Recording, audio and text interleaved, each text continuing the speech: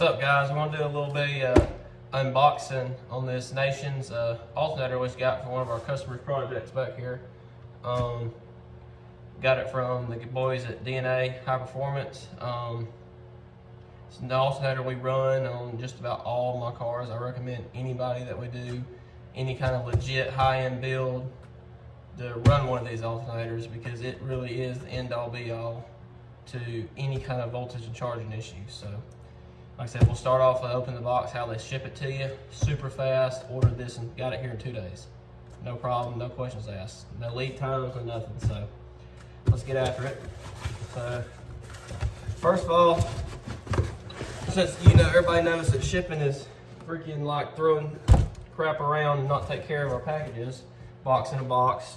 I'd already opened the other box just to make sure what it was. And open this box.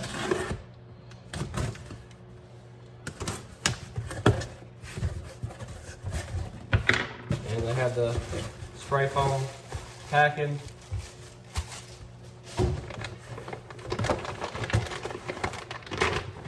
Comes in a sealed bag. Regulator.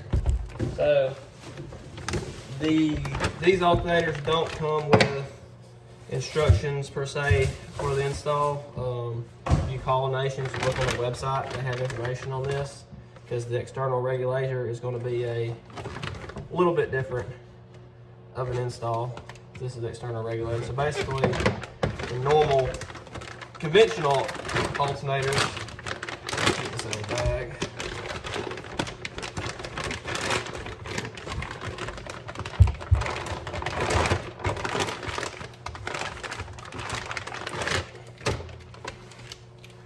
The regulator is built into the rear here, which is subject to extra heat.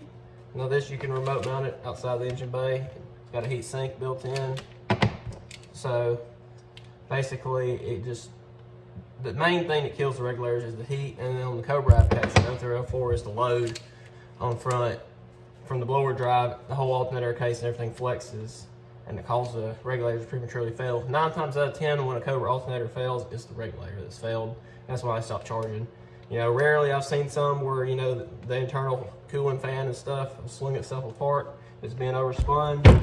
But for the most part, the regulator, this is what fails. And that's why these Nations are so good with these external regulators, because it's an option, easy option to get, not a problem. And it's adjustable too. There's a little dial there. You can adjust the voltage per load. So, if your car has a lot of charging load at idle, you can turn the voltage up to get what you want. And or if it doesn't have a lot, you can turn it down if you need to. Or even if you want to run on certain applications like a 16-volt system, you can turn it up and run it at 16 volts. I wouldn't recommend it for an everyday driving car, but for a race car, it'll work just fine. So this particular alternator is their 270 amp version. It's based on there was applications for any naturally aspirated modular Ford, pretty much 96 to 2010. It's based off of a Denso unit, not like the factory 3G and 4G and 6G stuff. So it's a very, very robust unit, easy to get parts for. Works really, really good. You can see, already comes with a pulley installed. 9 times out of 10, this pulley is going to be the proper size for your application. So we use these alternators on the 0304 cars, where we relocate the alternator off the blower belt drive, which is what causes 95% of people's belt issues, belt tracking issues, belt throwing issues, belt shredding. 99, or I would say not 99, but 95% of the time, it's a misaligned or flexing alternator bracket. And that's what causes belt issues. That's what causes alternator failures in those cars. So we relocate it to the AC compressor is on the cars. MMR makes a bracket. Also, Wonder Racing makes a bracket. The Wonder Racing bracket is for if you want to keep your standard mounting 0304 Cobra style alternator, but the MMR is where you go to the naturally aspirated. Good thing about this, most people, they start off blower and they may migrate the turbo. So if you do that and you use this in a relocated application, you just go mount it right in the normal place it would in a naturally aspirated application, so you don't have to buy an alternator twice. These things are fully rebuildable.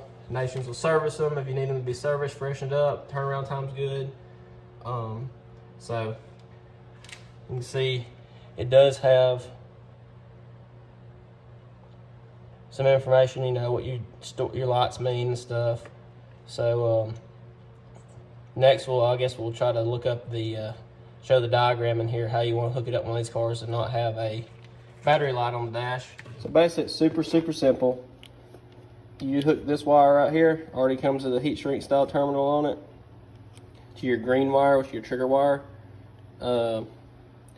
Those with Holly that don't have the factory cluster know that you need to have a switch 12 volt. Basically it goes to this and this is what excites the alternator. But basically you hook this to that, you disregard the yellow wire, hook this to the green wire. I believe it's green with a red stripe. And that's really all there is to it besides bolting it to the car.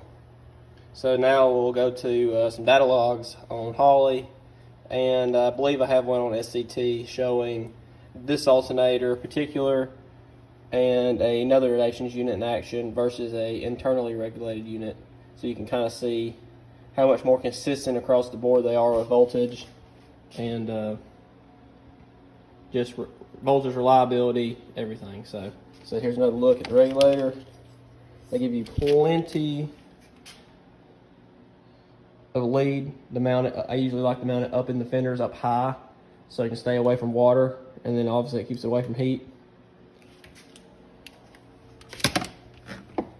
Like I said, we've had so much success out of this particular unit on several of the race cars, and even like a street car like this is getting it.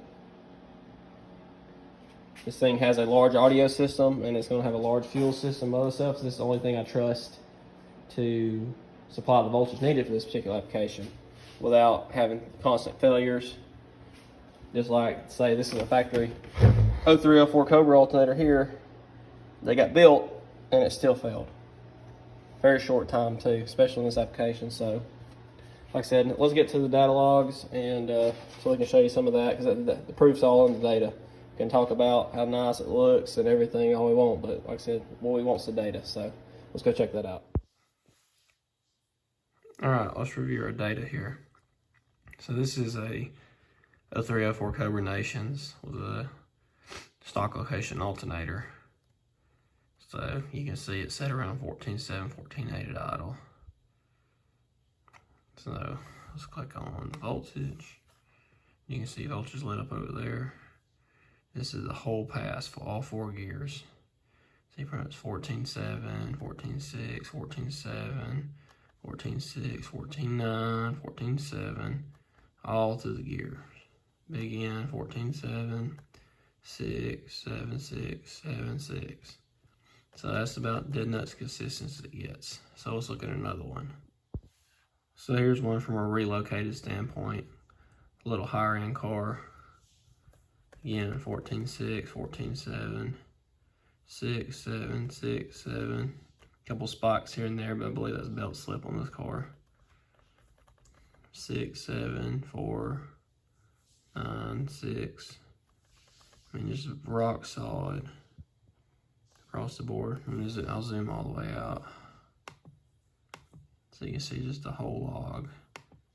That yellow's the, you can see it yellows the battery voltage, and it's just solid, flat line across the board pretty much.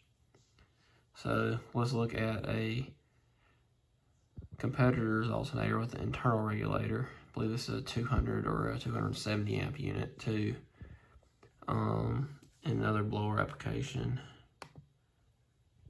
here. So you can see this guy, he's hanging out 13.4, 13.5. Not terrible, not great, not terrible. But you can see in the light green right there, we got watt. This is a 1 gear pull. And the voltage just falls. Kind of tries to recover up to 12.8, 12.9, just not great. Not conducive for ignition systems, fuel pumps, etc. 12.9, as soon as you get out of it, pops right back up. Something about these internally regulated alternators too, it seems that when you go wide open throttle, they don't seem to hold voltage, they seem to fall until you let out.